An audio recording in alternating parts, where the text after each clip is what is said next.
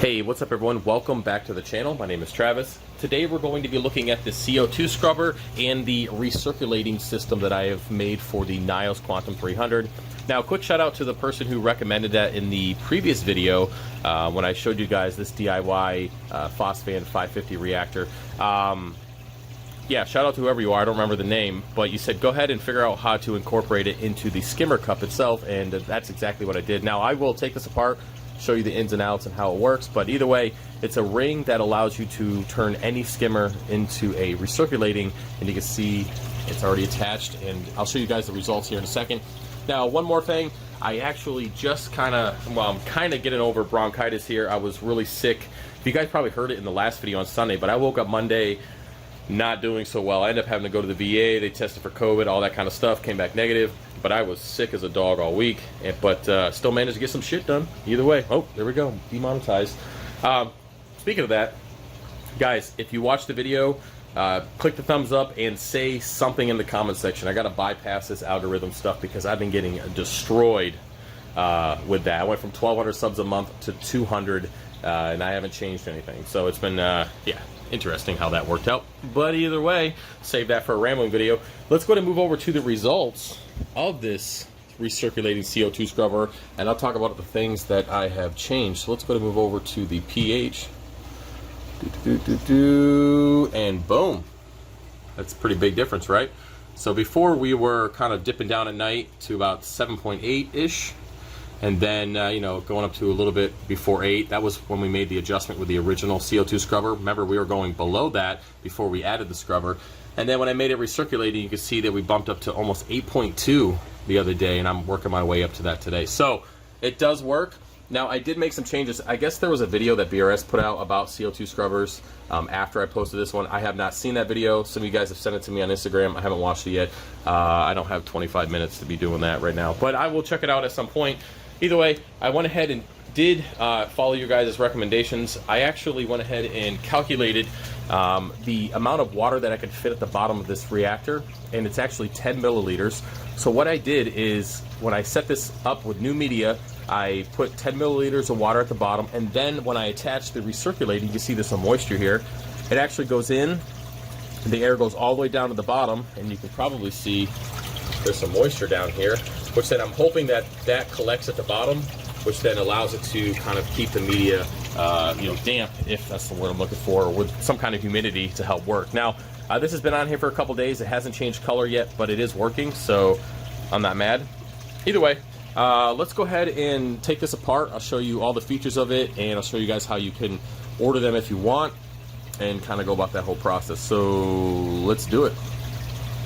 Alright guys, so I was trying to decide the best way to go about showing you this, so I decided just to take it completely apart and we'll put it together from beginning to end, right?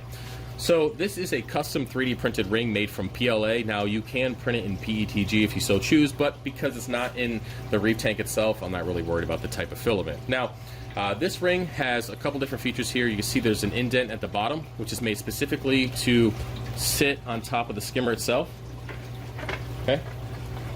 And then if you see here, there's also the top, which allows it to clip onto the lid. Okay? So it just kind of bridges the gap between the lid and the actual skimmer cup. Now, as you can see towards the top, there is the inlet for the air. Now, on the bottom, you can see that it's flat. There's no air can get in there. I made that specifically so you draw air as close to the lid as you possibly can. That way you don't suck in any kind of, skimmate or detritus or any kind of crap, causing issues and clogging it up. So the outside here is a 1/2-inch barb fitting, just like the input for the skimmer itself, but also for the Phosphane 550. I will keep this a 1/2 inch. I'm not going to make any changes to that. If your skimmer doesn't have that, you can just make some adjustments. And if it's something really small, we can do a custom order and specifically set it up. But either way, 1/2 is pretty common for most skimmers in the hobby. So it's pretty easy to set up. What you're going to do is clip it on. Figure out, here we go. Clip it on, and I'm going to try to do this without making a mess. Let me adjust the camera. Getting fish poop everywhere. Let me go ahead and, what way does this damn thing spin? This way. I should really fix this. I know that you can just use the the bolt to hold it in place, but I've just never messed with it. I've always kept it the way it is. So anyway, that clips on there. All right, and there's literally fish crap everywhere. Cord on here. Okay, so that's it. It bridges the gap. Now for the top here, if your skimmer has holes and stuff like that, I'll show you guys. I actually just put tape over mine because I am going to 3D print some fittings or some PEEF plugs for this. But if your skimmer has holes at the top and you you need those filled or plugged up, I could take care of that per request when it comes to the the custom orders, and I'll probably just include that anyways in the ring, just sending you the plugs for the lids. But either way, tape will work for now. Now to set this up is pretty simple. You're going to take the ring itself, and like I mentioned previously in the previous clip, I want to pull that moisture in, or the air in, and have it go to the bottom of the reactor. That way it collects the moisture and comes up through the media itself. Now of course the other end is going to go to the inlet of the skimmer. You can see here. Now this skimmer does have two, and I just didn't make it because I had the other one closed off. It's been like that for a couple years now. But either way, if your skimmer has two, that's where the dual barb comes in, unless you want the single one. Either way, so you're going to pull air in. It's going to go through. You're going to pull it out, and it's basically going to recirculate the air, hence the name recirculating CO2 scrubber. So all this air stays in this chamber this whole time, in the skimmer in the chamber. All right, so that's pretty much it for the setup. It's a pretty basic system, but it does the job and it works really well. Now, one of the benefits of this that a lot of people are not thinking about is if you use a ring like this and you so choose to not use a CO2 scrubber down the road, you just get rid of the ring. You don't have to deal with holes in the lids or in the side of the cup, or however way you chose to incorporate the recirculating. I've seen some crazy stuff on Instagram with tons of tubes and everywhere. You don't have to worry about any of that stuff. And plus, when you go to sell your skimmer or trade it in or whatever, you're going to get more money for it because there's not going to be a bunch of holes on the top of it. So yeah, definitely like this concept. And again, shout out to the subscriber who gave me the idea to incorporate it somehow into the lid. I love ideas, guys. If you have anything you think that can benefit the hobby, feel free to put that stuff in the comment section. I am always developing. I mean, I have a whole list of things that I work on consistently to try to take care of that. But either way, so when it comes to purchasing one of these, right now on the website, I only offer the Nios Quantum 300, but I do offer a custom. Now, you'll have to purchase it based on the size. Now, there's a couple things with that.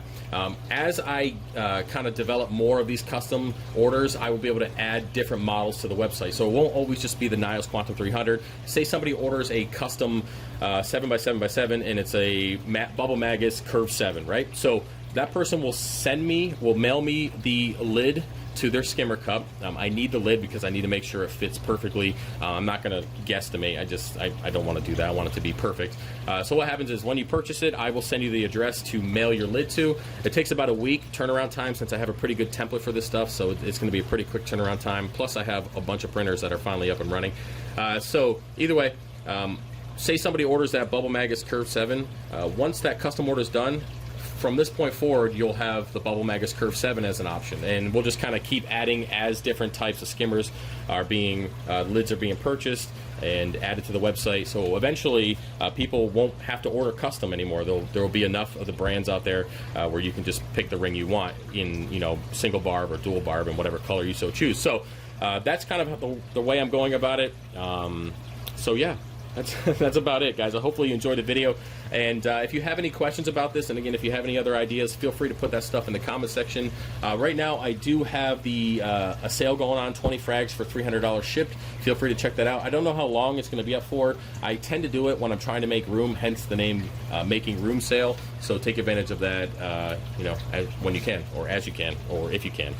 But yeah, that's about it, guys. I will see you later with another video. Peace.